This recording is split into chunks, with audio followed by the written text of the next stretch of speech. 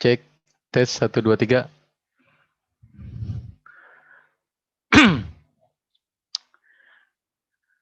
Baik, Assalamualaikum warahmatullahi wabarakatuh. Alhamdulillah, asyhadu alla ilaha illallah wahdahu la syarikalah wa asyhadu anna Muhammadan abduhu wa rasuluhu la nabiyya ba'dah. Alhamdulillah, segala puji bagi Allah yang telah begitu banyak memberikan nikmatnya kepada kita, wabil khusus nikmat iman, nikmat Islam, dan nikmat bersiraturahim walaupun lewat Zoom. Salawat serta salam semoga selalu tercurah kepada Nabi besar Muhammad Sallallahu Alaihi Wasallam beserta sahabat dan umatnya hingga akhir zaman nanti. Ikhwan dan akhwat billah yang insya Allah dirahmati oleh Allah Subhanahu Wa Taala. Alhamdulillah pada malam kali ini kita bisa berjumpa lewat Zoom dalam acara kajian Ramadan 1442 Hijriah yang disegerakan oleh Forum Silaturahim DKM se-Grand Depok City. Alhamdulillah, ini kajian pada malam pertama.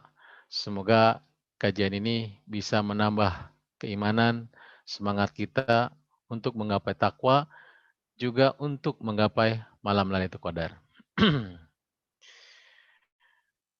Sebelum melanjutkan acara, kami sedikit memberikan informasi Forum Silaturahim DKM se-Grand Depok City merupakan gabungan dari DKM se-Grand Depok City, dari DKM Baitul Izzah sektor Melati hingga DKM Ar-Raudhah klaster Akasia. Ya. Maksud daripada tujuan ini bagaimana kita mensinergikan kegiatan-kegiatan yang ada di setiap lingkungan menjadi satu kesatuan. Kajian-kajian rutin yang kita lakukan biasanya sebelum pandemi adalah suling, yaitu subuh keliling, di mana kegiatan ini setiap DKM melaksanakan sebulan kali subuh keliling yang dihadiri oleh DKM dan jamaah se-GDC. Kemudian kita juga ada kegiatan-kegiatan sosial membantu korban bencana alam, aksi-aksi sosial peduli ke Islam, juga ada tarhib Ramadan, dan diakhiri acara puncaknya adalah dengan melaksanakan kegiatan sholat Idul Fitri 1 titik di waterpark. Ya, tahun lalu qadarullah kita tidak diberikan izin oleh Allah Subhanahu wa taala karena pandemi. Dan untuk tahun ini kemungkinan besar 90% juga kita belum dapat konfirmasi izin untuk melaksanakan daripada sholat id di satu titik. Oke, dengan bersama-sama membaca basmalah, kita buka kajian ini. Bismillahirrahmanirrahim. Kemudian saya bacakan rundown acara sebagai berikut. Pertama tadi sudah saya sampaikan pembukaan, kemudian nanti akan diberikan sambutan oleh Ketua Porsil, insya Allah akan disampaikan oleh Haji Insinyur Eliun Hali. Alhamdulillah beliau sudah hadir dalam forum Zoom ini.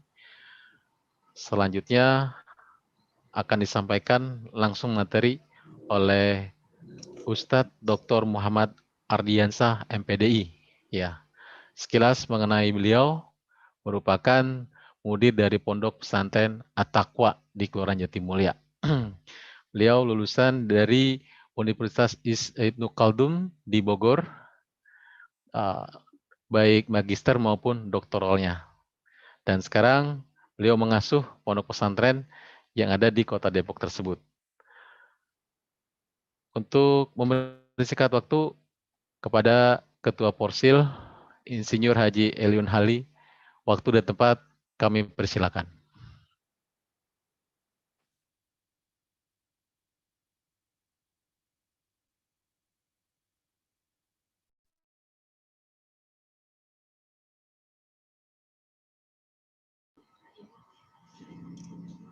Assalamualaikum warahmatullahi wabarakatuh. Bisa terdengar ya suara aneh ya? Kedengaran suaranya, Pak Eliun? Alhamdulillah. Taib. Alhamdulillah. Innalhamdulillah. Nahmaduhu wa nasta'inu wa astaghfiruh. Wa na'udhu billahi min sururi anfusina wa min sayyati a'malina. Mayyidillahu fala mudhillalah wa mayyidillahu fala hadiyalah. Asyhadu an la ilaha illallah wa la syarikalah wa asyhadu anna Muhammadan abduhu wa rasuluh la nabiyya ba'dah. Ikhwah fillah rahimakumullah.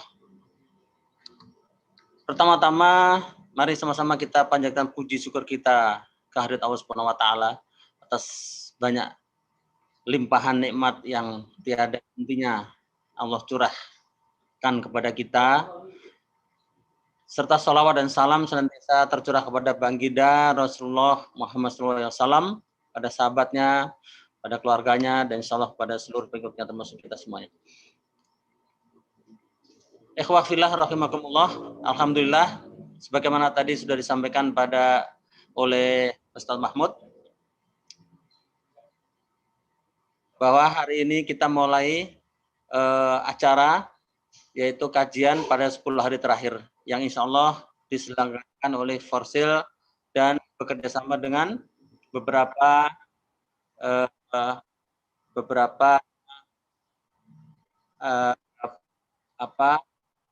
pihak-pihak terkait yang ikut mensukseskan acara ini.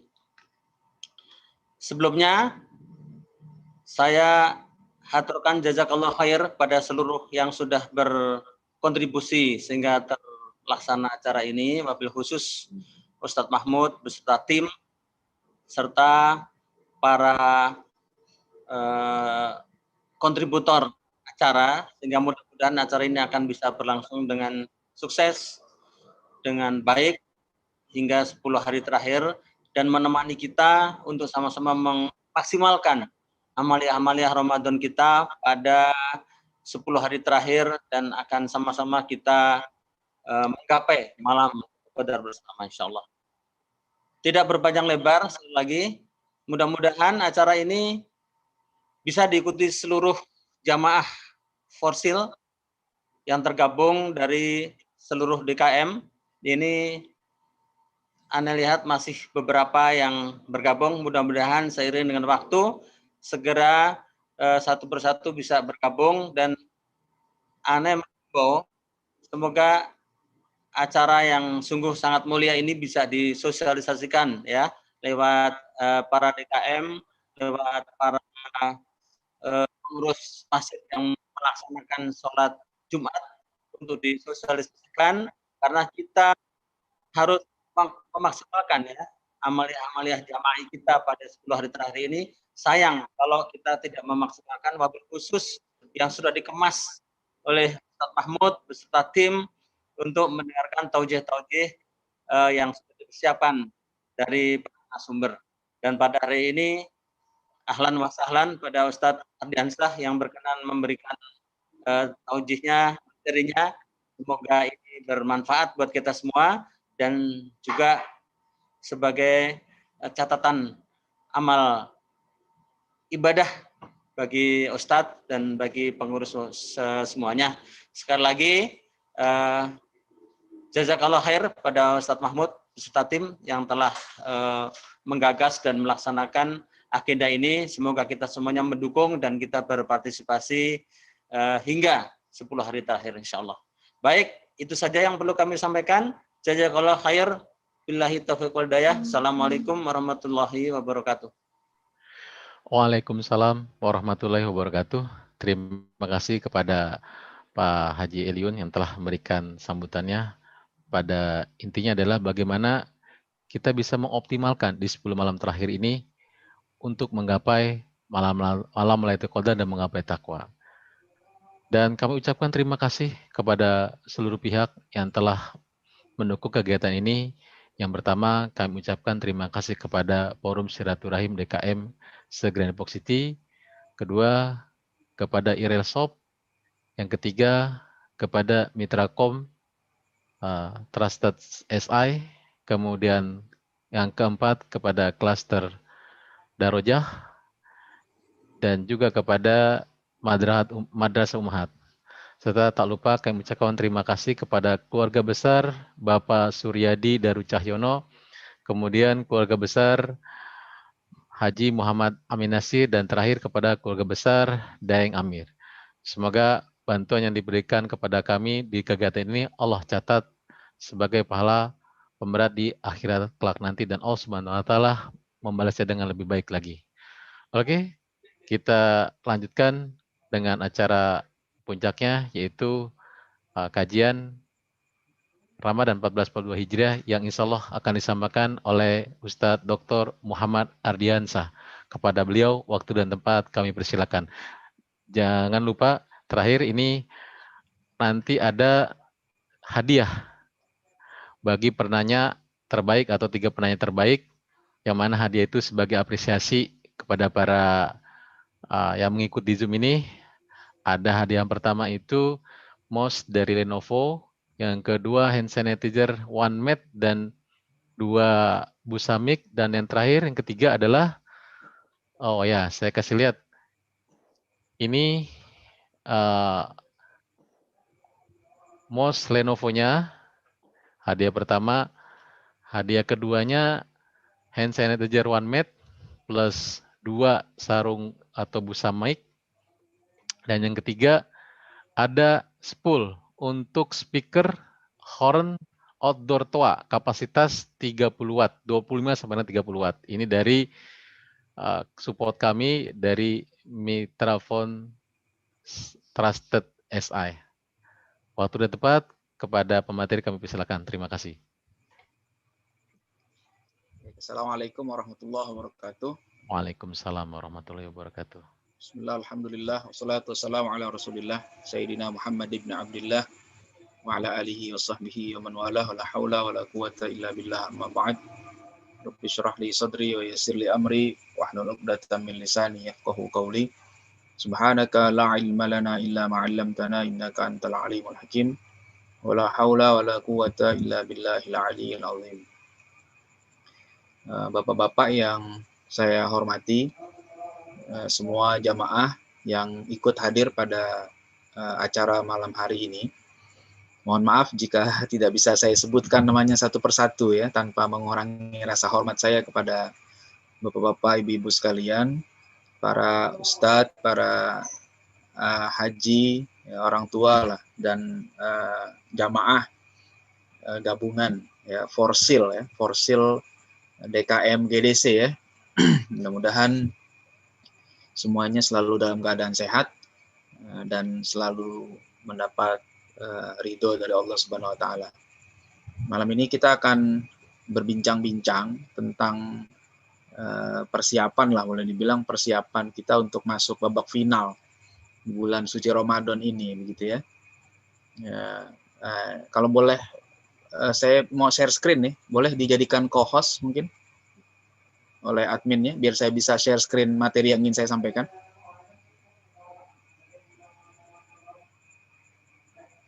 Boleh? Siapa adminnya? Sebentar Pak Ustadz, sudah? Oh, sebentar. Oke.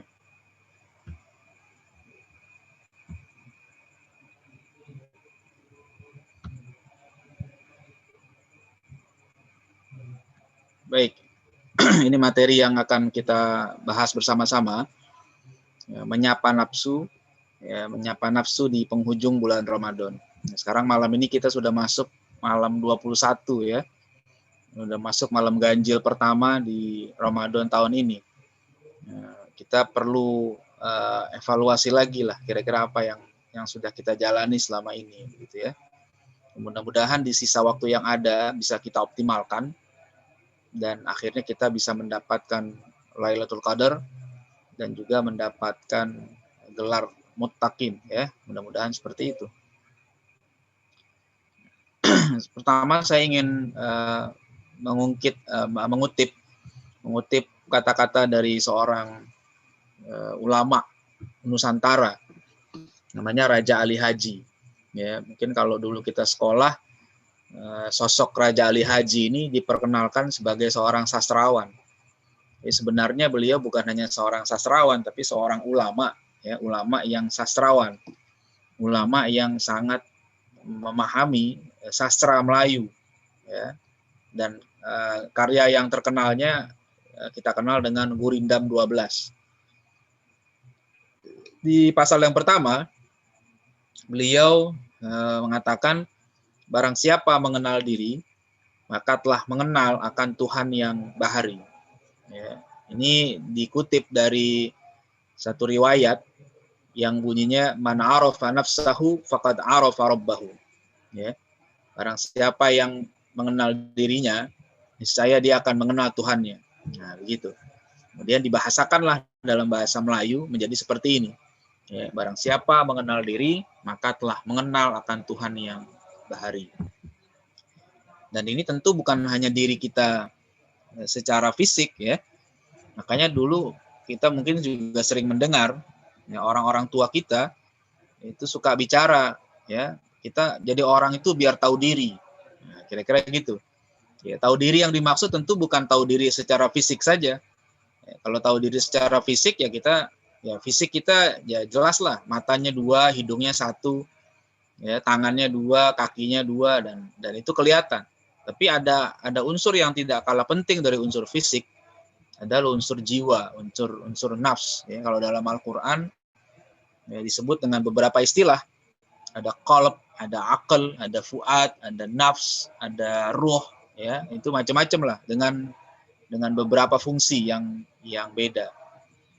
Gitu ya. Jadi kita bukan tahu diri hanya sebatas fisik, tetapi harus tahu diri juga sebagai insan yang punya unsur ruh, unsur nafs, ya.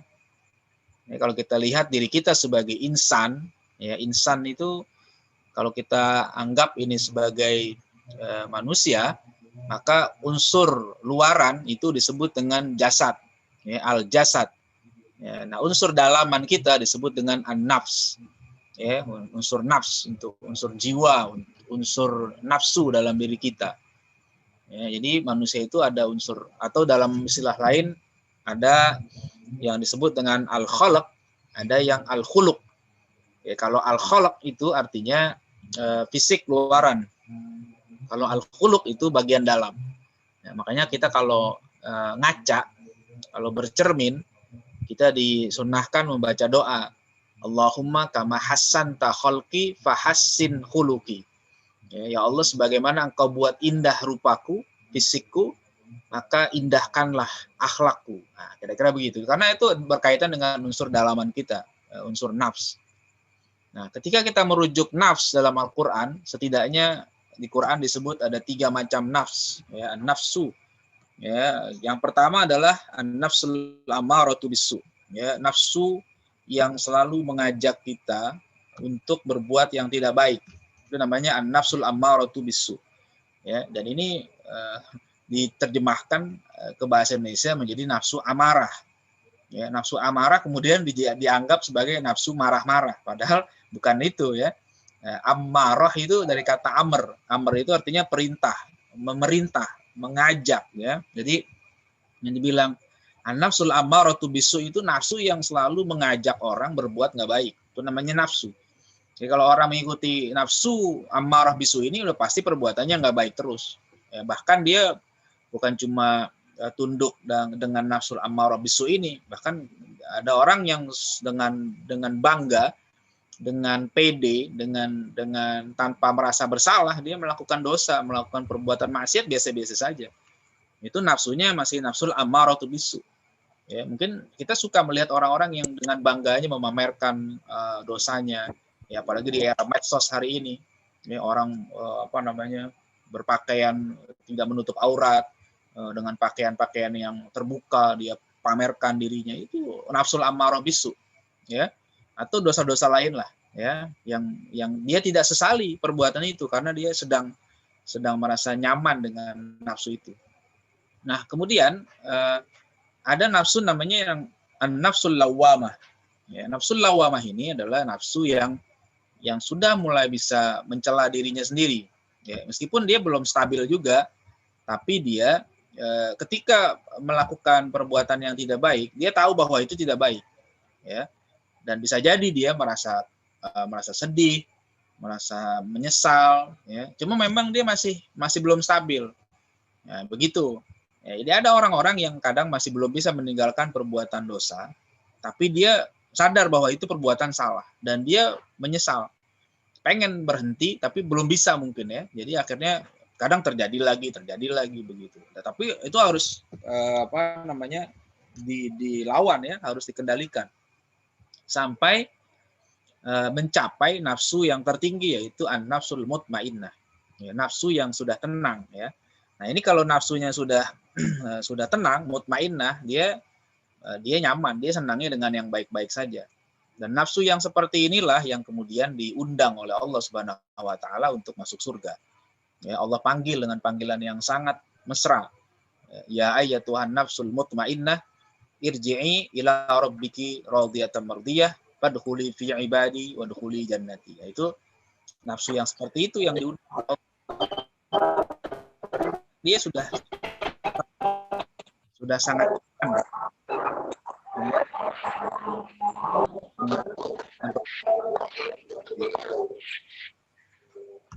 Oke. Baik, kita lanjutkan. Nah, ini ada peringatan dari para ulama ya. Penyakit yang ya. Ini mungkin di mute dulu ya. Ada yang mic mati.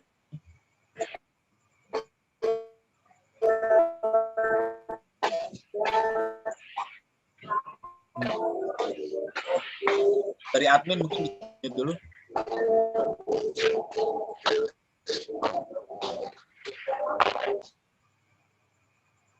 Oke, terima kasih.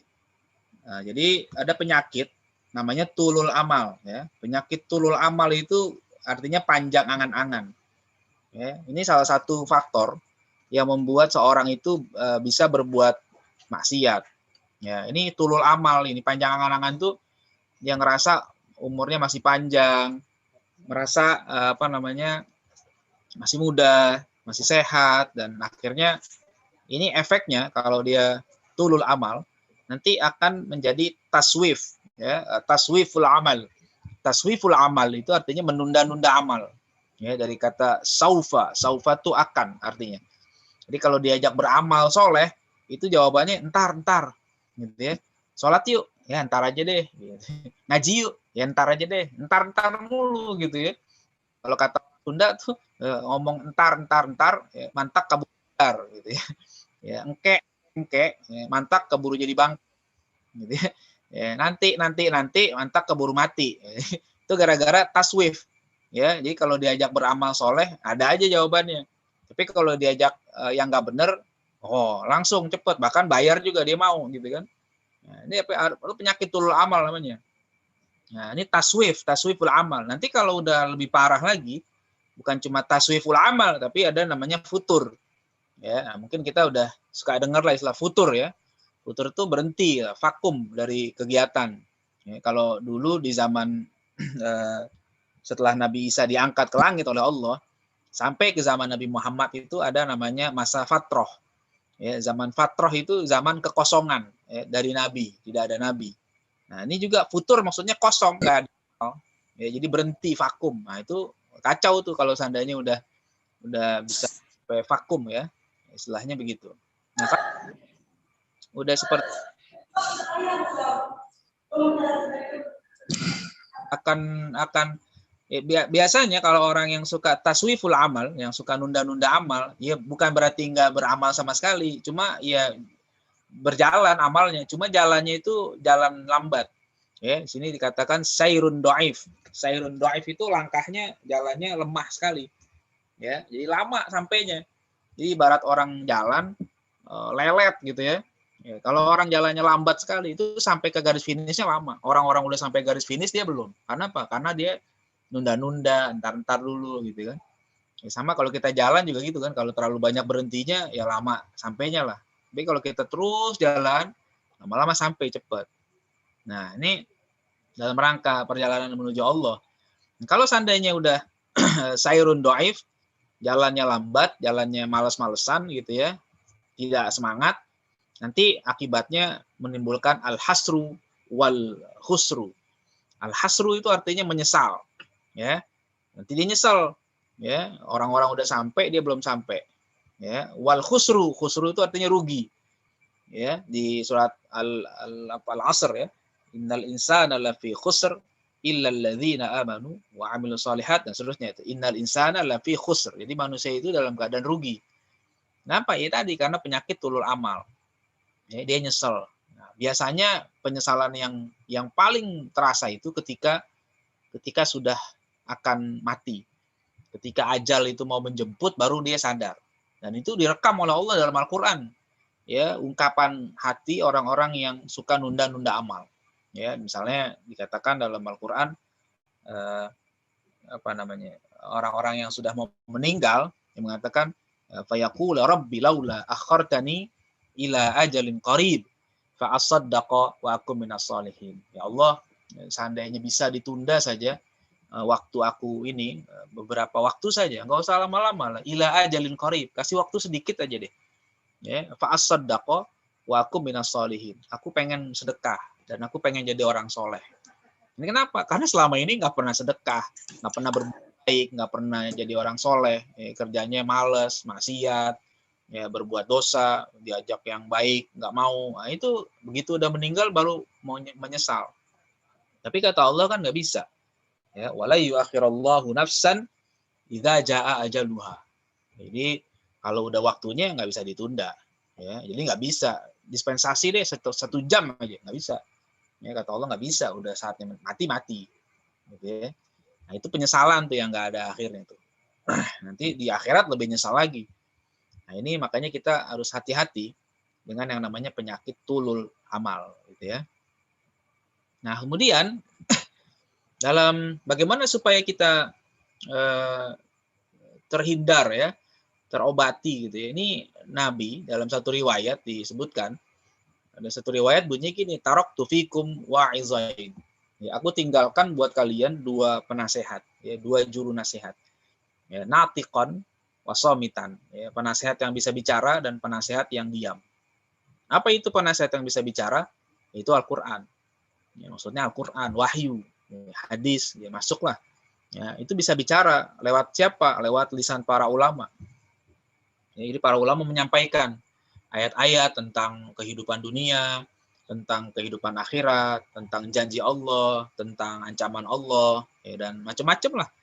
Ya, jadi kalau kita lihat dalam Al-Qur'an itu banyak sekali isinya. Nasihat-nasihat semuanya itu bisa kita dapatkan dalam Al-Qur'an. Ya, dalam hadis apalagi banyak lagi nasihat-nasihat yang mengingatkan kita tentang hakikat kehidupan, dunia, alam kubur, alam akhirat, surga, neraka, dan macam-macam. Itu banyak nasihat. Kemudian al-maut yang kedua, yang somitan. Penasehat yang diam itu kematian. Ya, mayat itu meskipun dia tidak bicara, tapi pada hakikatnya dia menasehati kita. Ya, jadi kalau kita suka menghadiri jenazah yang orang yang meninggal, ya, itu mayat itu secara haliahnya dia bilang, hari ini Anda takziah kepada saya, besok orang-orang takziah ke rumah Anda. Hari ini Anda ikut memandikan saya, besok Anda juga dimandikan. Hari ini Anda mengkafankan saya, besok juga giliran Anda dikafankan. Hari ini Anda menyolatkan saya, bisa jadi besok Anda disolatkan. Dan hari ini Anda menguburkan saya, besok juga giliran Anda ada saatnya dikuburkan. Itu dua-duanya itu penasehat. Ya, dan penasehat itu kita udah banyak dapat. Makanya kita perlu menyapa nafsu lagi nih di akhir penghujung Ramadan inilah. Ya, kalau kita bandingkan misalnya atau kita evaluasi selama Ramadan, katakan 20 hari lah ya, 20 hari Ramadan ini, kita sudah berapa banyak baca Quran? Ya, atau jangan-jangan di antara kita sudah ada yang khatam Al-Quran selama Ramadan ini. Apakah nasihat itu sudah kita terima? Apakah nafsu kita sudah bisa menerima nasihat-nasihat yang ada dalam Al-Quran? Qurannya saja, tapi dari penjelasan para ulama, ya, penjelasan para ulama selama Ramadan 20 hari ini udah berapa banyak yang kita terima? Ya, mungkin di tiap masjid sekarang ada yang hampir tiap malam itu ada kultum, ya, ada kultum, ya. Saya berapa kali kultum di masjid-masjid di luar itu tiap. Berarti kalau seandainya sampai malam ini udah 21 ustadz yang harusnya kita dengar. Ya, kalau terawih kita nggak bolong-bolong gitu ya. 21 ustadz itu bukan cuma dari Indonesia, bukan hanya sifatnya lokal, tapi internasional pun bisa ikut. Wah, itu banyak. Sekarang gimana nafsu kita setelah mendapatkan itu semua? Setelah mendengarkan ayat Quran, setelah mendengarkan hadis ini. Jadi kalau masih belum juga, coba masukkan nasihat yang kedua, kematian. Ya, coba ingat, penasihat yang diam itu kematian. Coba ingatkan, ajak ngomong nafsu kita dengan kematian itu. Bahwa yang namanya kematian itu pasti. Emangnya kita nggak bakal mati. Kita ini bakal mati. Ya, kita ini bakalan kembali kepada Allah Subhanahu wa taala. Di Quran juga disampaikan tentang kematian, di hadis juga disampaikan, dan realita di sekitar kita pun kita melihat, ya, baik karena COVID atau bukan karena COVID, gitu kan. Orang-orang yang yang namanya sakit gitu ya, kita, sahabat kita, dan siapa saja. Ya, ini pandemi aja belum dengan ada mutasi terbaru lagi. Yang kemarin aja belum selesai. Ini ada lagi. Ini berapa lagi yang harus mati? Ya, di India kita lihat sekarang, wah, masya Allah, masalah di India itu luar biasa, kasus COVID meningkat. Yang meninggal sehari itu ribuan orang. Ya, kasus perharinya meningkat tajam. Di Indonesia juga masih banyak, ya, bukan cuma karena COVID, kemarin karena Nanggala, ya, karena tenggelam tuh Nanggala, ya, kapal selam Nanggala tenggelam, itu meninggal, ya, dari bulan apa ya, yang sebelumnya pesawat Sriwijaya Air ya, jatuh, ya, kemudian longsor, ya, kemudian ada Pertamina yang meledak, ya, ada saja jalan-jalan kematian itu ada, ya, kita nggak tahu nih. Ya, kematian kita itu kapan? Jadi nafsu kita perlu diingatkan. Kalau kira-kira masih malas juga, ya, mungkin kalau Imam Ghazali itu ngajak ngomong nafsunya gitu. Emangnya kamu nggak mau mati? Gitu ya, kira-kira gitu. Lihat tuh orang-orang di sekitar kita udah banyak yang mati. Ya, kalau masih malas juga mau kapan lagi? Ya, maksudnya gitu. Emangnya kita yakin besok masih hidup pagi? Ya, kan kita kan suka lucu kadang-kadang. Ada teman kita semalam masih ngobrol. Terus paginya meninggal, kan? Dikasih tahu nih kita nih. Si Fulan meninggal katanya. Terus kata gitu loh, masa sih? Semalam masih ngobrol sama saya, masa udah meninggal? Padahal kan itu nggak aneh. Ya, itu biasa saja, memang udah begitu. Kalau malam masih ngobrol, pagi meninggal, itu biasa sebenarnya. Itu tidak ada yang aneh. Yang aneh itu kalau seandainya malam sudah dikubur, pagi masih ngobrol lagi sama kita. Nah, itu baru aneh. Ya, jadi malam masih malam dikubur, ya, atau paginya dikubur, tiba-tiba malam datang terawih bareng kita gitu kan, di sebelah negor gitu kan, Waalaikum. Nah, itu aneh itu, ya, dan itu bisa bikin kita deg-degan itu, ya itu baru aneh. Tapi kalau ada orang semalam masih ngobrol, semalam masih ngopi bareng, pagi-pagi meninggal, itu biasa. Karena mati itu datang nggak ngasih kabar. Ya, kalau kita dikasih kabar, ya mungkin kita nggak bisa tenang hidup. Ya, dikasih tahu nih, besok pagi ente mati ya. Wah udah tuh malam ini kita udah nggak bakal bisa ngapa-ngapain tuh. Wah, udah ngeri aja bawaan, besok udah mau mati, gitu kan? Nah makanya emang sengaja kematian itu tidak diberitahu kapan datangnya. Nah ini adalah cara kita menyapa nafsu kita, ya, dengan Al-Quran, dengan penasihat yang bicara, dan kemudian dengan penasihat yang diam. Ini tujuannya supaya nafsu kita itu bergerak dari yang tadinya males, yang tadinya ngikuti hawa nafsu, ya, amarah bisu, berubah menjadi nafsu yang lebih baik lagi sampai akhirnya tenang. Ya, tapi memang berat. Ini perjuangannya tidak mudah. Ya, makanya berjuang melawan hawa nafsu itu berat sekali. Ya, bukan perjuangan yang gampang. Nah, momen Ramadan ini adalah momen yang sangat tepat karena kita memang sedang dilatih oleh Allah Subhanahu wa taala, dididik untuk melawan hawa nafsu. Kalau kita bisa mengalahkan hawa nafsu kita, maka kita akan menjadi orang-orang pilihan Allah yang tadi diundang oleh Allah masuk ke dalam surganya. Ya. Terus nah ini kan mudik ya. Nah, tahun ini mudik diperketat ya. Ada yang sampai dilarang juga kan, putusan pemerintah nggak boleh mudik, ya makanya sekarang nggak boleh mudik, mudiknya lebih awal ya, orang-orang mudiknya lebih awal, ya udah ada yang berangkat dari kemarin ya, karena mereka pengen mudik juga, ya, pemerintah udah melarang, udah memperketat supaya kita nggak mudik lah ya, tujuannya baik supaya kita sehat gitu kan, ya itu dari mana-mana tuh polisi diatur supaya memperketat, jangan sampai orang sembarangan begitu kan, ya tujuannya baik lah ya. Itu mudik gitu kan, mudik 2001 tahun lalu juga sama, tahun lalu juga ada larangan, tapi kayaknya tahun ini lebih ketat ya, nggak tahu nanti bisa mudik apa enggak nih ya. Santri-santri juga sebagian yang dari luar kota udah balik ya. Kecuali yang jauh banget ya, kayak di sini ada orang tuanya nih, Faros nih paling jauh nih ya. Faros, Oi ini jauh-jauh nih, Holidah nih, mudiknya tiket pesawatnya tinggal beli gampang gitu. Ya.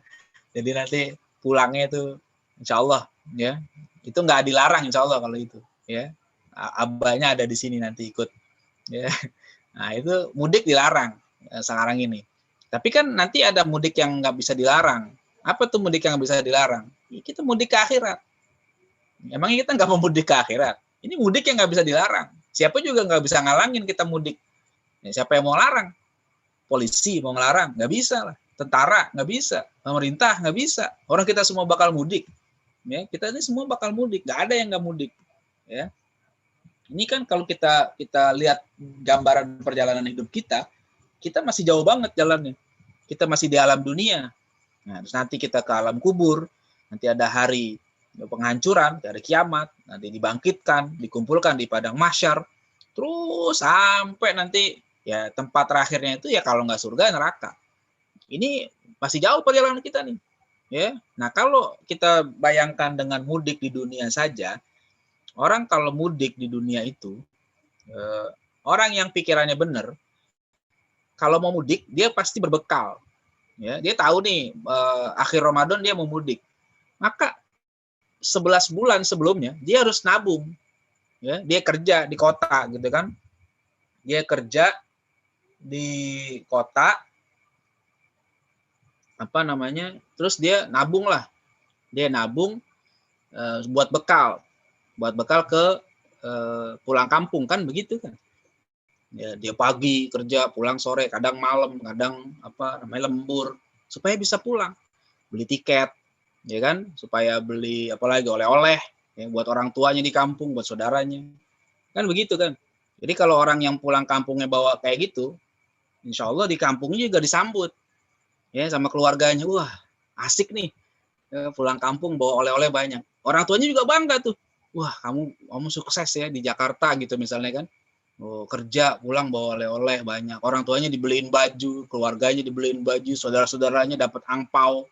Wah itu seneng tuh, disambut itu ya. Kalau boleh disambut pakai marawis juga disambut pakai marawis itu pas di gerbang pintu kampung itu ya. Nah, tapi beda sama orang yang kurang berpikir sehat.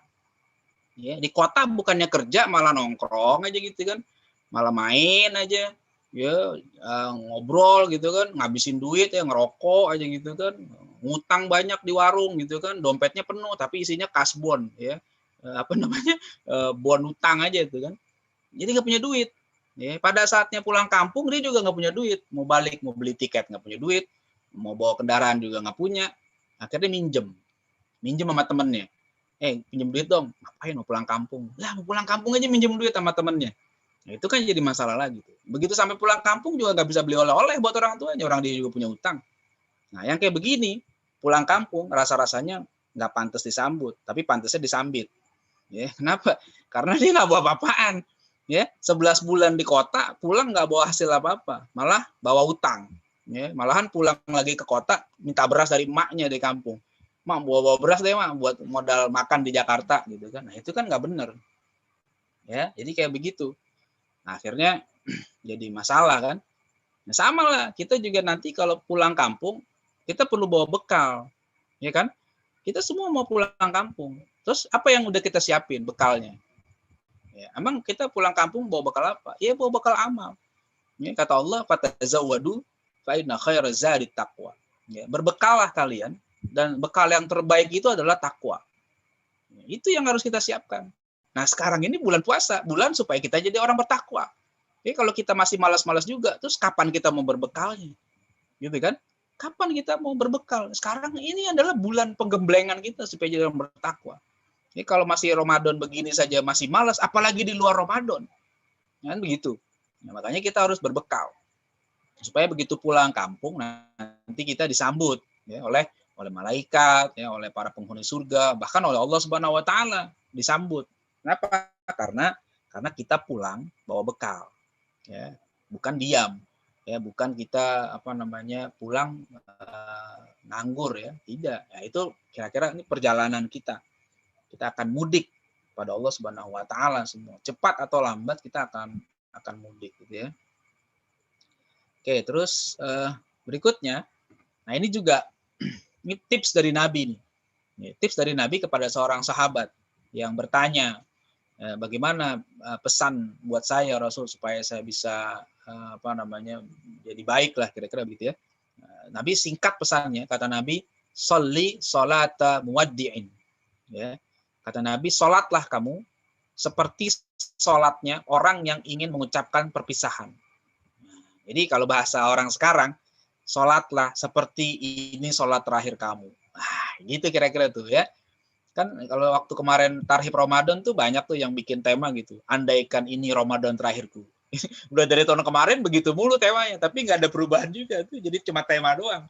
Ya harusnya itu jangan cuma jadi tema, tapi betul-betul dihayati. Jadi kalau kita pengen sholat, kata Nabi, sholat seakan-akan kita mau ngucapin perpisahan, muaddi. Ya, muaddi itu orang yang mau ngucapin selamat jalan. Ya, makanya kalau di Madinah itu ada daerah namanya Thaniyatul Wada. Ya, Thaniyatul Wada itu di situ orang berhenti nganterin dan dia mengucapkan selamat jalan. Nah, begitu juga kita sholat muaddiin. Kita sholat itu kayak ini sholat terakhir kita. Ya, nggak tahu nanti besok pagi kita masih sholat apa enggak. Nanti kita masih dapat waktu lagi enggak? Jangan-jangan enggak. Ya, begitu juga dengan ibadah-ibadah yang lain lah. Ya, misalnya puasa, ya kita harus merasakan bahwa jangan-jangan ini puasa terakhir kita. Kalau kita sia-siakan Ramadan ini ya kita rugi.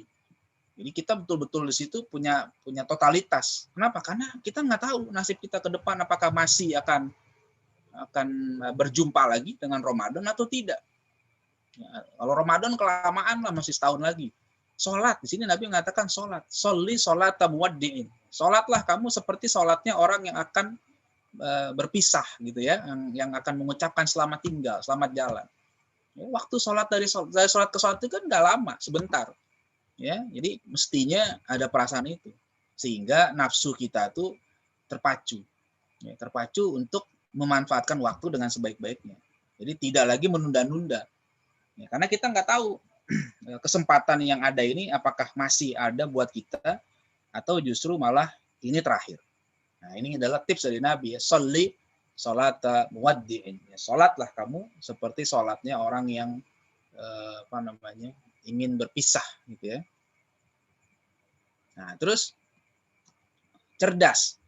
Nah, kaitannya dengan cerdas, orang yang cerdas kata Nabi itu bukan orang yang banyak gelar akademiknya, bukan yang bukan yang gelarnya berderet, ya, bukan itu kata Nabi. Jadi kalau bicara kecerdasan, ini sebenarnya Nabi visioner sekali. Nabi membahas kecerdasan bukan hanya sebatas kecerdasan intelektual, tapi Nabi membahas kecerdasan di sini kecerdasan yang mencakup kecerdasan emosional dan spiritual.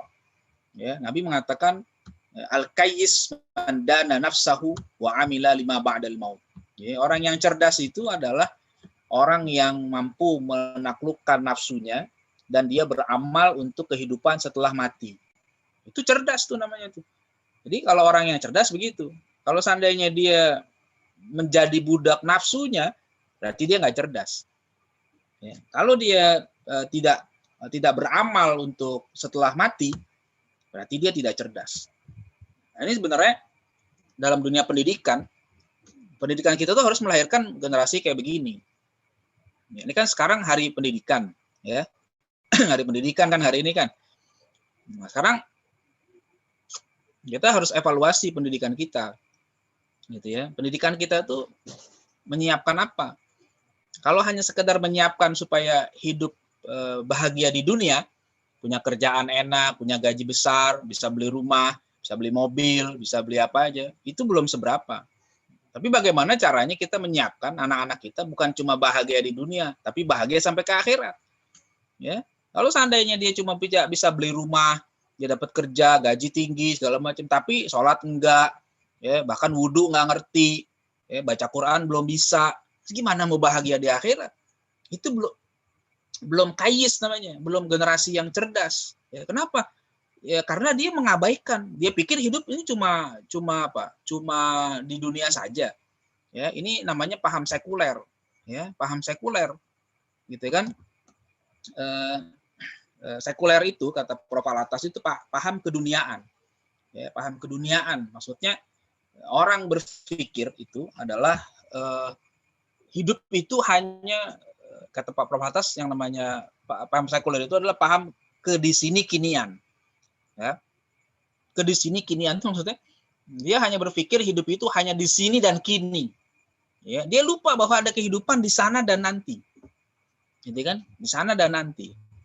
Ya harusnya dia dia siapkanlah untuk hidup di sana. Orang kita juga kalau sholat atau di sehari-hari kita suka baca bisa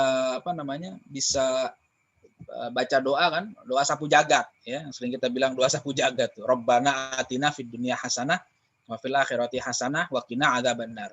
Itu doa kita baca tuh. Tapi prakteknya kadang-kadang ada yang cuma memperhatikan dunianya hasanah doang, akhiratnya nggak hasanah. Kenapa? Karena dia mengabaikan. Padahal harusnya kalau memang komitmen dengan doanya itu, ya dia harus berusaha menaklukkan hawa nafsunya. Supaya apa? Supaya dia jangan ikut-ikutan. Ya, jangan tenggelam dengan nafsunya. Tapi dia harus atur. Nafsu itu bukan untuk dihilangkan, bukan untuk dibinasakan. Jangan juga. Bahaya juga kalau nafsu dibinasakan ya. Nanti kita nggak nafsu makan, ya nggak nafsu kerja, ya nggak nafsu berkeluarga. Nah, itu repot lagi nanti itu. Tapi kita kendalikan. Nah, itu orang yang cerdas begitu. Nah, kemudian kalau yang lemah, orang lemah itu orang yang apa? Wal ajizu man atba'a nafsahu hawa. Orang yang lemah itu ya adalah orang yang mengikuti ya, nafsunya itu akan kehendaknya, akan hawanya. Ya, jadi selalu ngikutin aja, nafsu ngajak ini ngikut aja. Nah, itu berarti dia lemah. Ya, lemah begitu. Terus tapi udah ngikutin hawa nafsu, dia watamanna 'alallahil amaniya. Dia berangan-angan kepada Allah. Ya Allah juga Maha baik, Allah Maha pengampun. Itu namanya tamanni, ya, tamanni. Jadi harapan, angan-angan kosong. Ya. Ya meskipun kita begini juga Allah kan Maha pengampun, surga Allah luas, rahmat Allah luas. Tapi beramal nggak mau. Nah, itu namanya angan-angan kosong. Ya, makanya dan dalam hadis lain Nabi menyatakan afdhalul mu'minin ahsanuhum khuluqan. Ya, orang mukmin yang paling utama itu adalah yang paling baik akhlaknya. Wa akyasuhum aktsaruhum lil mauti dzikra wa ahsanuhum lahu isti'dada. Dan yang paling cerdas di antara orang mukmin itu adalah yang paling banyak ingat mati dan paling bagus persiapannya menuju kematian. Ulaikal akyas, kata Nabi, mereka lah orang-orang yang cerdas. Jadi kita ini semuanya harus siap-siap. Bekal kita harus kita siapkan. Kita ini semuanya camat, calon mati. Jadi kita nggak usah rebutan jadi lurah, karena kita udah camat semua. Jadi udah cukuplah kita sebagai camat. Nah, kita siapkan bekal kita nanti apa. Nah, itu nafsu kita harus kita arahkan begitu. Jangan sampai nafsu kita malah asik dengan keinginannya saja, dengan syahwat saja, sampai lupa berbekal kepada Allah Subhanahu Wa Taala. Ya, nah kemudian ini slide terakhir. Ya, ada pesan dari Ibnu Athaillah dalam kitab Hikamnya. Ya, ini kata Ibnu Athaillah, saya nggak barisin. Mata razaqaka ta'ah, ketika Allah memberikan kamu karunia berupa taat, wal ghina bihi anha, dan merasa cukup dengan ketaatan itu, fa'lam, maka ketahuilah, yakinilah, annahu qad asbagha 'alaika ni'matan zahiratan wa batinah. Berarti Allah telah memberikan kamu nikmat secara zahir dan batin. Jadi ya kita sekarang bersyukur nih sama Allah. Kita masih diberikan kesempatan untuk taat. Sampai hari ke-20, malam ke-21 ini kita masih bisa puasa, masih kita taraweh, Mungkin nanti malam kita udah mulai itikaf atau kita qiyamul lail. Pokoknya masih melaksanakan amalan-amalan yang baik. Itu kita harus bersyukur. Kenapa? Karena Allah memberikan nikmat zahir dan batin dengan taat yang kita lakukan ini. Kemudian, ada lagi pesan dari Ibnu Athaillah. Sekarang kalau kita nggak ngerjain sesuatu gimana? Uznu ala fuqdan ma'a ilaiha min alamatil ightirar. Kata Ibnu Athaillah, rasa sedih karena tidak bisa mengerjakan ketaatan, kehilangan kesempatan untuk mengerjakan taat gitu ya. Tapi ada minuhud ilaiha, tapi nggak mau bangkit untuk mengerjakan ketaatan. Cuma ngomong doang gitu ya. Itu min alamatil ightirar. Itu termasuk tanda-tanda orang yang tertipu. Jadi kan kadang-kadang ada orang kalau udah malam takbiran, bikin status tuh di Facebook, di status WA gitu kan. Aduh, sedih. Ramadan udah mau pergi. Gitu. Itu sedihnya cuma di status doang. Karena besok udah begitu lagi kelakuannya. Itu dia cuma sedih katanya, nggak bisa sedih, masih belum maksimal. Rasanya ibadah belum maksimal. Tapi setelah itu nggak ada motivasi untuk bangkit mengerjakan taat. Dan tahun depan ketika Ramadan datang lagi, Allah masih kasih kesempatan, ya nggak ada beda. Kenapa? Karena memang itu cuma di lisan saja. Cuma di status saja dia ngerasa sedih, pakai emotikon nangis lah macam-macam gitu kan. Padahal sebenarnya biasa-biasa aja. Andaikan Ramadan itu belum berakhir juga dia nggak ada semangat. Beda kalau memang dia udah berusaha maksimal, dia udah totalitas, tapi tetap rasa kayaknya belum maksimal. Ya udah, tapi kita udah bersyukur. Mudah-mudahan tahun depan lebih baik lagi. Tapi bukan sama sekali nol, bukan sama sekali nggak beramal ya. Nah itu kita rugi sendiri nanti kalau kita hanya sekedar bicara saja, hanya sekedar di lisan saja. Ya, nah itu saja. Wallahu a'lam bishawab. Mudah-mudahan sedikit yang saya sampaikan ada manfaatnya buat kita semua. Terima kasih. Saya kembalikan ke moderator kita. Assalamualaikum warahmatullahi wabarakatuh. Waalaikumsalam warahmatullahi wabarakatuh. Baik, terima kasih atas paparannya. Yang paling utama adalah saya catat di sini mengenai tulul amal. Dan tulul amal ini panjang angan-angan, yang mana turunannya ada menunda amal, kemudian amalnya jalannya lambat, kemudian menyesali. Dan sangat mengena ini adalah Pak Ustadz Ardiansyah sampaikan mengenai peta mudik. Kalau kita mudik dunia aja pada persiapan, apalagi mudik di akhirat. Seperti itu gambaran yang disampaikan oleh Pak Ustadz Ardiansyah. Oke, kita lihat di chat. Di sini ada pertanyaan yang pertama. Dari Muhammad Tahyar kepada Ustadz Dr. Ardiansah. Pertama, di penghujung Ramadan justru makin banyak goda nafsunya. Ustadz,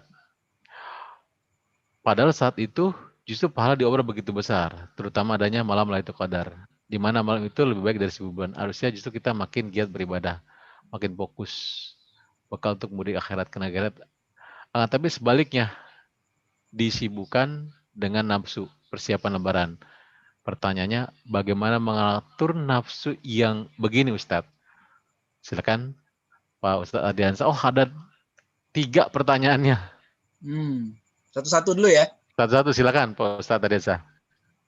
Ini kalau ada 3 pertanyaan, jangan-jangan 3 hadiahnya dapet nih.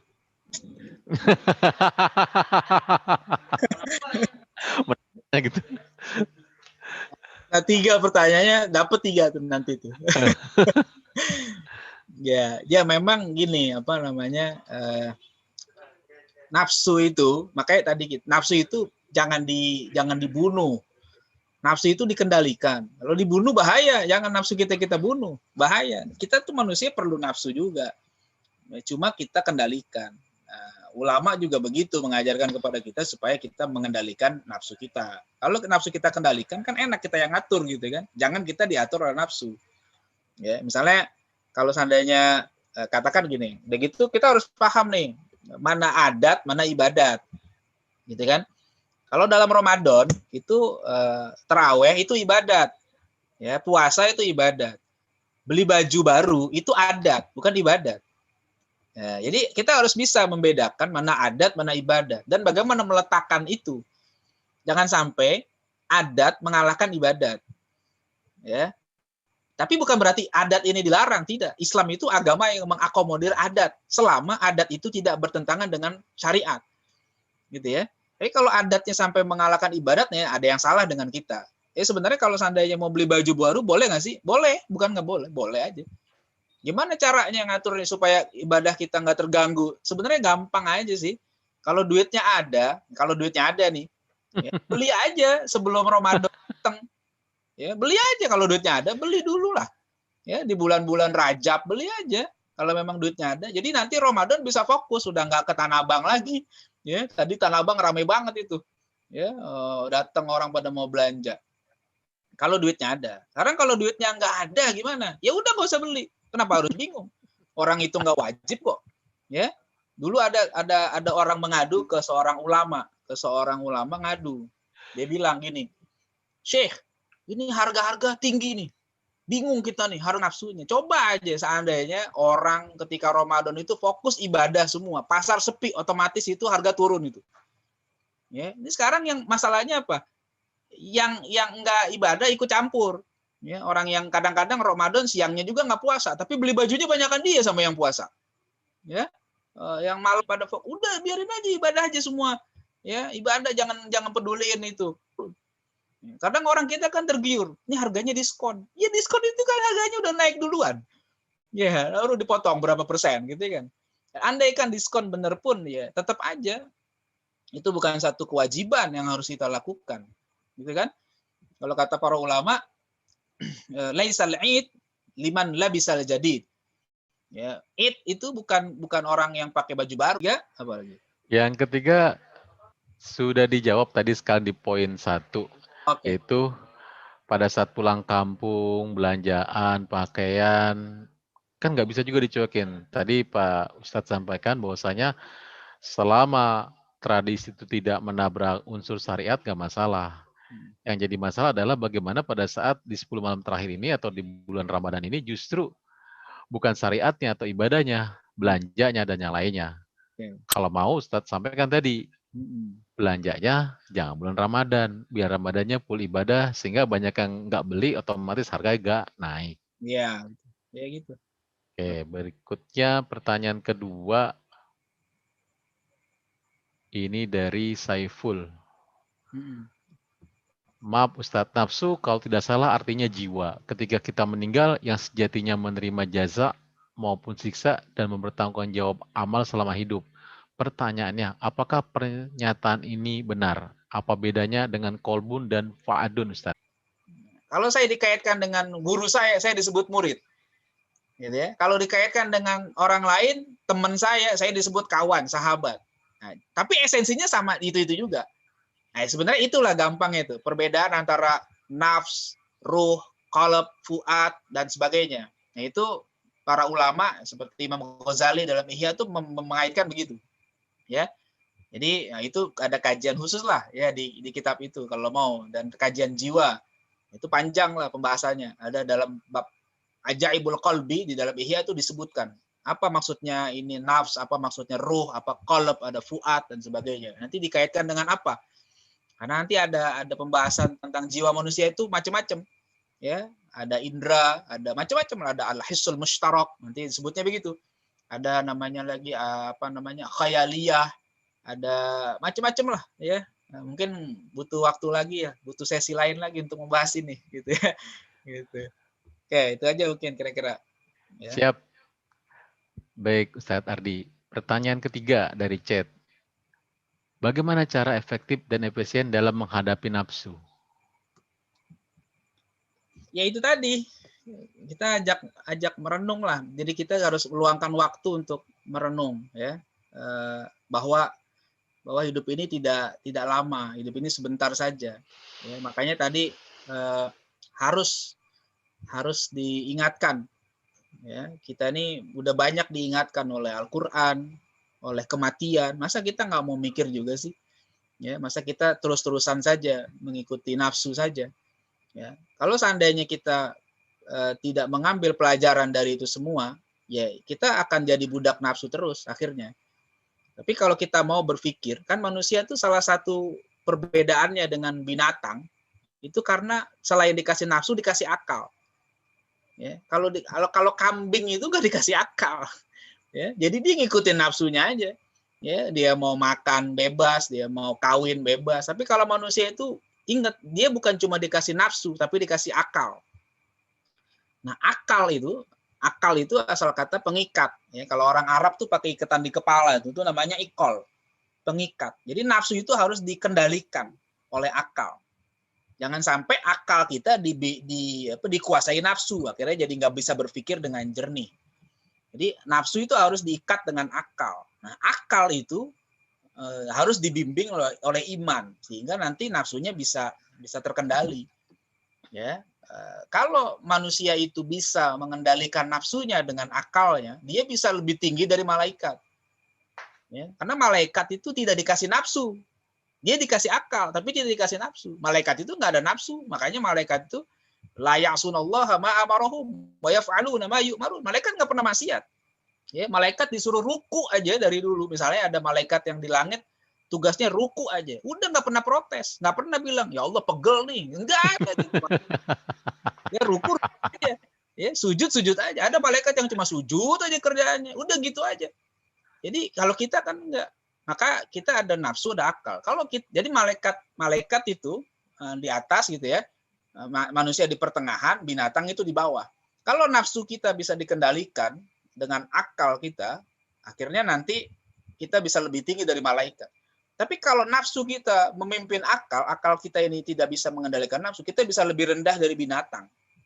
Itu yang kata Allah, lahum qulubun la yafqahuna biha. Ya, walahum a'yunun la yubsiruna biha walahum adhanun la yasma'una biha. Ya, kata Allah gitu kan, ulaika kal an'am. Mereka itu orang-orang yang begitu, punya mata nggak ngelihat, punya kuping nggak dengar, punya hati nggak mikir. Mereka itu kal an'am, kayak binatang. Balhum adol, bahkan mereka lebih sesat dari binatang. Coba aja kita lihat orang-orang yang melakukan maksiat lebih dari binatang. Itu kan karena nggak menggunakan akalnya, mengikuti hawa nafsunya saja.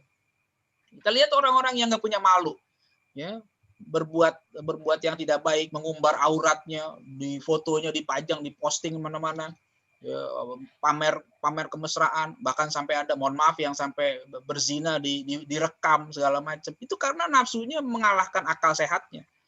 Binatang sih wajar aja kalau binatang nggak punya akal. Ya, kucing kawin di depan kita, ya kita jangan ikutin lah. Kucing kawin, kucing dikasih akal.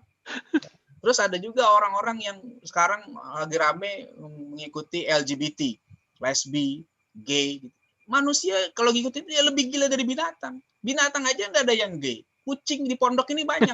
Kucing jantan, kucing jantan. Ya, nggak ada kucing jantan, jadi kucing jantan lagi di sini. Masa kita sama kucing gitu kan? Karena nafsunya itu tidak dibimbing oleh akal. Kita dikasih akal itu untuk menghadapi nafsu supaya efektif, efisien. Gimana cara ngaturnya? Bukan nafsu itu dilarang, boleh. Nafsu itu jangan dibunuh, saya katakan. Harus dikendalikan saja. Coba kalau kita sampai nafsu dibunuh, kita nggak bisa makan. Kan makan itu perlu nafsu. Ya, kita mau berkeluarga, masa nggak nafsu? Nah, kita nggak punya anak nanti kalau nggak nafsu. Ya kan? Harus diletakkan dengan benar. Jangan begitu nafsu pengen dipuas-puasin semuanya aja, nggak boleh. Bahkan dengan orang yang sudah berkeluarga saja sama istri sendiri gitu misalnya kan, agama masih ada larangan. Misalnya lagi haid ya, istrinya nggak boleh digauli. Ya, jangan bilang dia kan istri saya, ya kan lagi haid, kata Allah nggak boleh. Kalau pakai nafsu kan, bodo amat. Ya, nggak boleh. Nggak boleh begitu. Ya, pokoknya saya lagi mau. Nggak boleh. Ya, kira-kira gitu. Ya begitulah kira-kira sementara jawaban saya. Baik, terima kasih atas jawabannya Ustaz Ardiansah. Baik, dari audiens yang ada yang ingin bertanya langsung? Tinggal raise hand atau buka videonya.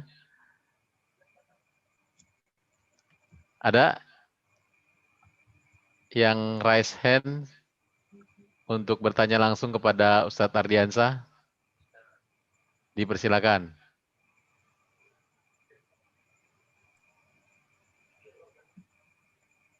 Baik, sudah ada yang membuka mic-nya. Pak Nuroji. Ya. Silakan Pak. Waalaikumsalam. Silakan Pak Nuroji.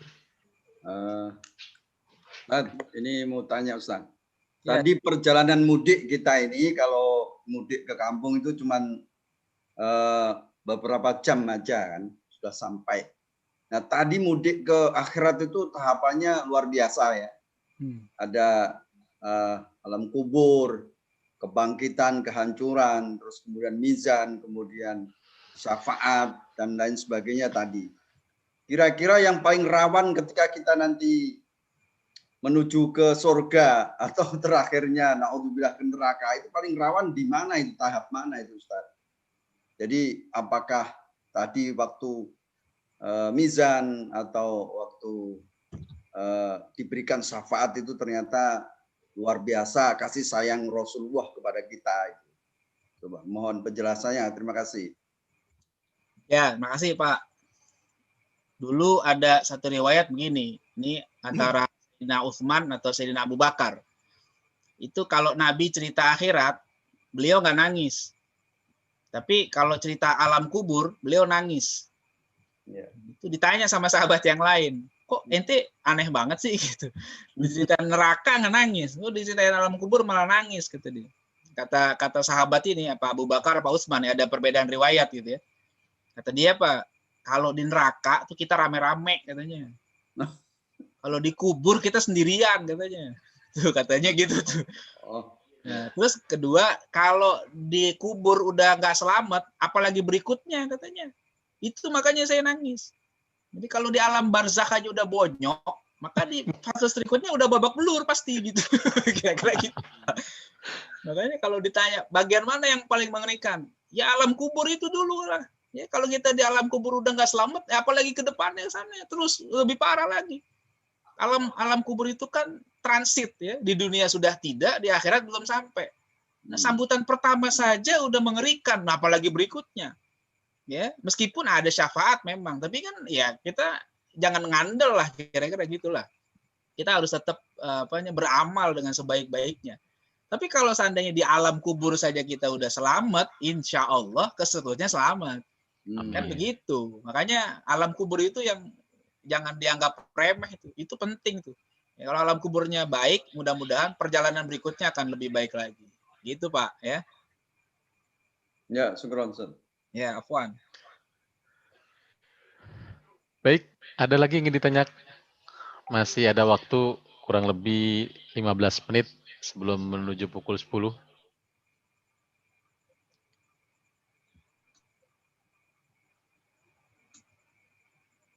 Tim admin ada yang mau tanya? Cukup. Tim engineering sudah mau tanya? Cukup. Udah mau dapat hadiah kayaknya itu.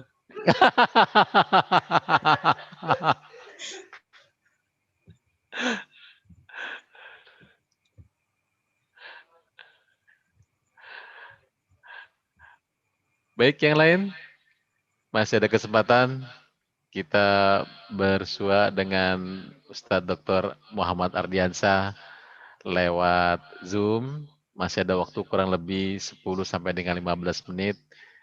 Tadi telah disampaikan ya, terutama tuh tadi terakhir pertanyaan Pak Nuroji mengenai peta mudik kita ke akhirat.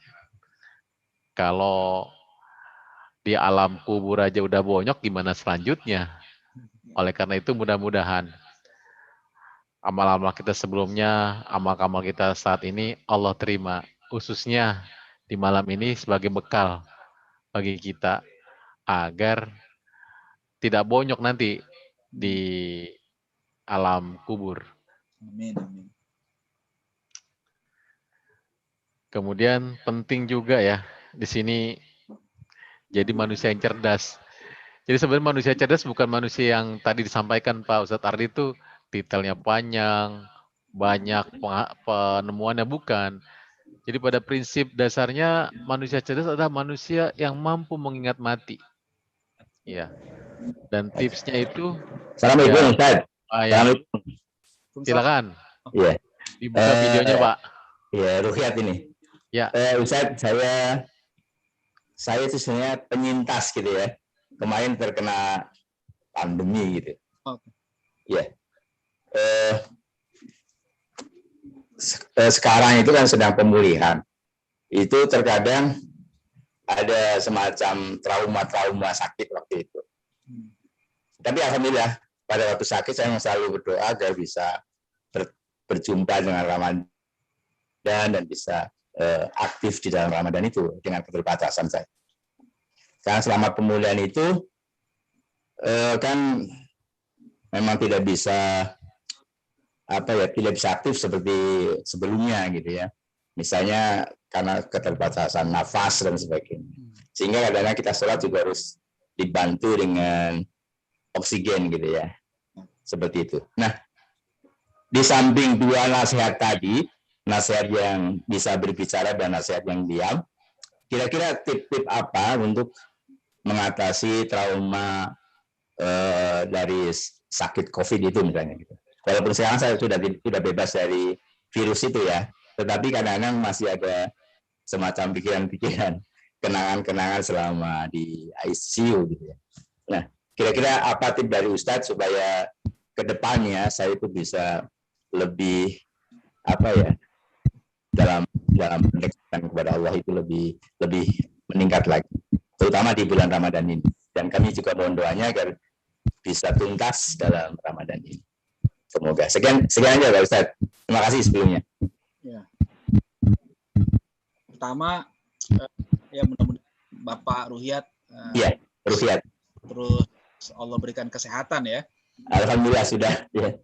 Cuma nafas saja. Nafas saya itu belum bisa seperti dulu karena memang paru-paru bekas COVID itu kan masih ada lubang-lubang kecil gitu ya. Sehingga ibarat balon itu nggak bisa ditiup sampai bulat gitu, nggak bisa. Ya paruhnya lah barangkali gitu. Tapi saya tetap semangat bagaimana supaya bisa mengisi Ramadan ini dengan sebaik mungkin sesuai dengan kemampuan saya. Oleh karena itu saya minta bagaimana kira tip-tip yang diperlukan untuk saya supaya terhindar dari trauma-trauma sakit itu. Saya kira itu dikaitkan dengan Ramadan ini. Terima kasih. Ya, Mak, tadi supaya saya doakan supaya selalu sehat dan pengalaman Bapak yang pernah menderita sakit. Ya, tentu kita sebagai orang beriman membuat kagum Nabi. Ya, orang beriman itu membuat kagum Nabi. Kata Nabi, ajaban li amril mu'min. Tidak jelas. Bukan. Beriman itu cara itu bernilai kebaikan. Ya, kata Nabi gitu, in asabahu sarra syakara fahuwa khairul lahu. Kalau dia ditimpa kebaikan, dia menerima kebaikan, dia bersyukur dan itu mendapat kebaikan buat dia, pahala. Wa in asabahu dharra sabara. Kalau dia ditimpa kemusibahan yang enggak enak, dia sabar dan dia dapat pahala kebaikan. Jadi itu sikap-sikap yang diajarkan oleh Nabi untuk kita menyikapi permasalahan hidup ini. Karena memang hidup ini, ya dunia ini namanya darul imtihan, ya, negeri ujian. Siapapun yang hidup di dunia pasti ada ujian hidupnya. Ya, ujiannya macam-macam. Ada yang menimpa fisiknya, ada yang menimpa hartanya, ada yang menimpa keluarganya, dan macam-macam lah ya. Tapi kan sebenarnya kalau dalam hidup itu kita nggak perlu ujian, karena memang kita hidup ini dapat ujian. Tapi yang paling kita takutkan itu adalah ketika kita salah menyikapi ujian itu. Nah, itu yang harus kita kita harus sikapi dengan baik. Ya, yang namanya ujian itu mau nggak mau, suka nggak suka akan kita hadapi. Tapi bagaimana menghadapinya itu yang penting. Itu yang membedakan antara orang beriman dengan yang tidak beriman.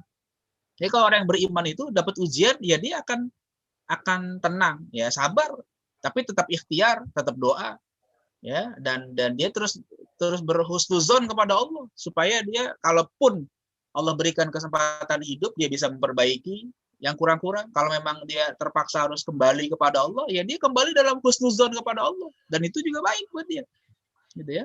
Dan kedua, kalau ibarat orang kerja, Pak, jadilah karyawan tetap, jangan jadi karyawan harian. Kalau karyawan tetap itu, ya dia lagi sakit, itu tetap digaji, Pak. Kan lagi sakit kan nggak kerja, ya. Tapi kan gajinya nggak dipotong. Kenapa? Karena habis waktunya. Karyawan harian. Kalau karyawan harian itu ya kerja digaji, nggak kerja nggak digaji. Nah, kita ibadah kepada Allah itu kayak orang jadi karyawan tetap. Kapan saja pokoknya kita ibadah kepada Allah. Jadi kalau saatnya kita sakit, ya akhirnya ibadah kita berhenti atau berkurang. Ya tapi pahalanya tetap full dibayar sama Allah. Kenapa? Karena kita kan bukan meninggalkan dengan sengaja, tapi karena lagi ujian. Misalnya Bapak biasanya sholatnya berdiri, sekarang lagi sakit jadi duduk. Pahalanya gimana? Ya pahalanya sama, full. Biasanya ngaji. Karena COVID begini kondisinya nggak mungkin ngaji. Tetap dapat pahala. Karena kita jadi karyawan tetap, bukan karyawan harian, kira-kira begitu.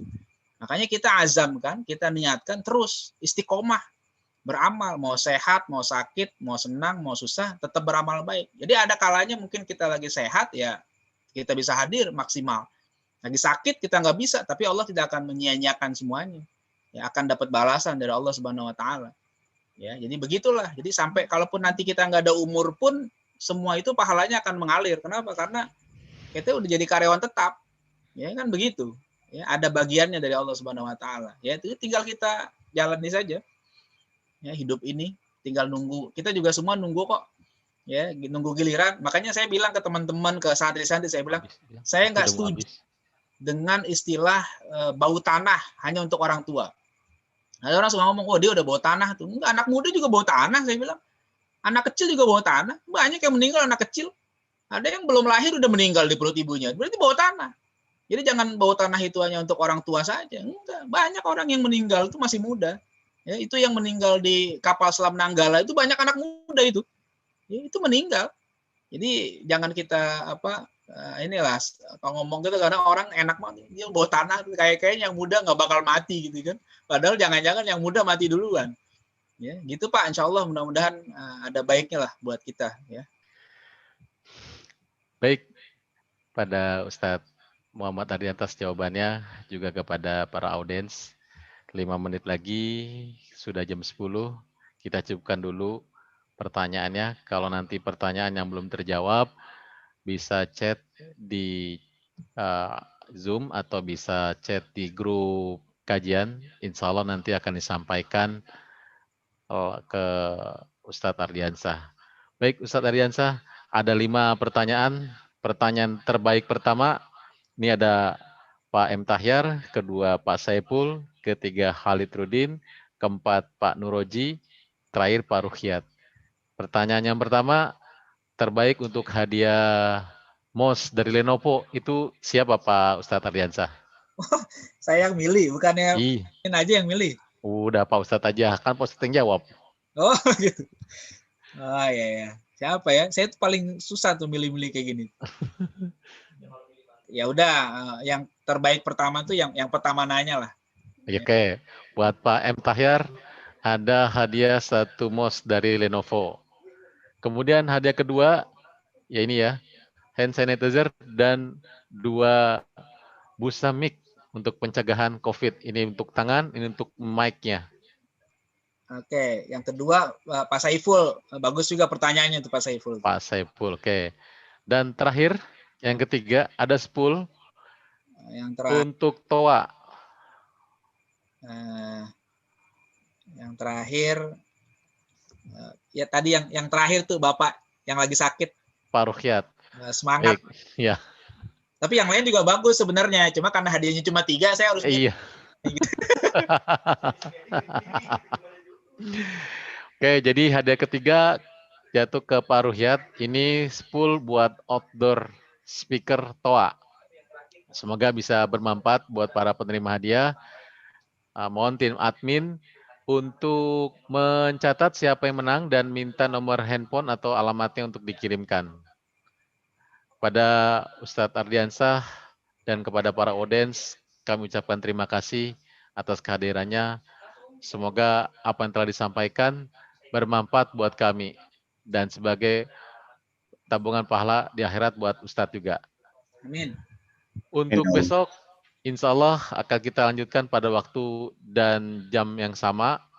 Untuk besok akan disampaikan oleh Haji Kurtipa Wijaya, SAG. Beliau dari DPRD Kota Depok, fraksi PKS. Mudah-mudahan bisa bergabung kembali untuk kegiatan besok. Amin. Baik, terima kasih atas kehadiran dan kami ucapkan juga terima kasih wabil khusus buat tim admin dan tim engineering Mitrapon yang telah mempersiapkan kegiatan ini secara maraton. Semoga tetap semangat, tetap sehat, dan tetap berdoa. Semoga Allah memberikan hidayahnya buat kita semua. Mari kita tutup kegiatan ini dengan membaca doa kafaratul majelis. Subhanaka Allahumma wa bihamdika asyhadu an la ilaha illa anta astaghfiruka wa atubu ilaik. Billahi taufiq wal hidayah. Assalamualaikum warahmatullahi wabarakatuh. Waalaikumsalam warahmatullahi wabarakatuh. Saya pamit ya. Baik, terima kasih Pak Ustadz Ardiansah. Jazakallah Ustaz Syukran Ardiansah, Ustaz. Pak Mahmud, semuanya yang sudah Amin. berpartisipasi.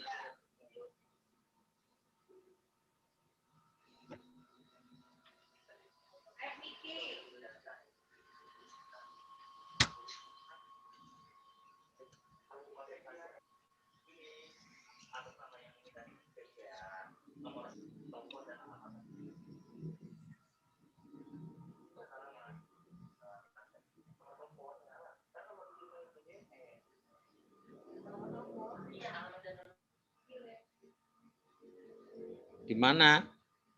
Olive, live.